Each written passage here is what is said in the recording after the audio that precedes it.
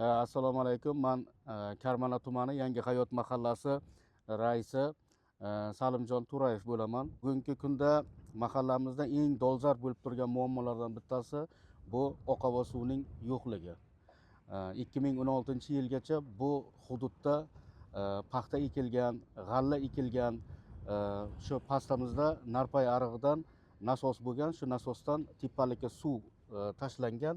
Mana shu suv bilan shu bog'lar, rog'lar, dalalar sug'orilgan. Bu 2019-yilda qurilib bitkazilgan. Shundan tortib 63 metr balandlikka o'sha ko'rgan beton ariqqa tashlab berish kerak. Shu loyihada qurilgan. Shu loyihada qurilgan. Bir marta ishlatdikda, bir marta apробование bo'ldi, tekshirib ko'rishdi, shu bilan To'xtadi.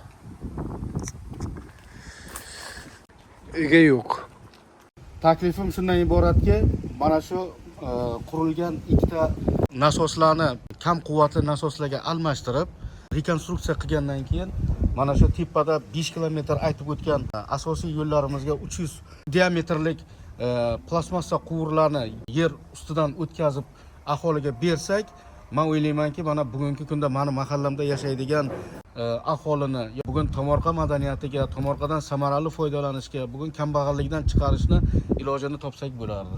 Shunda aholimiz, fuqarolarimiz tomorqasidan ham rozi bo'lardi, bugun hammadan rozi bo'lardi.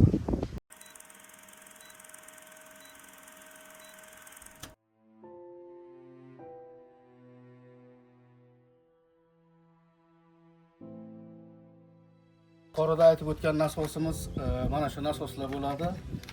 Bu 350 kilovatlik dvigatellar qo'yilgan. Bunda balansga ham olinmagan, hech qaysi tashkilotning balansida turmaydi. Shu nuqtai nazardan kerak. Ishlaganmi bu? Bu o'sha qurilgan vaqtda bir marta ishlatildi.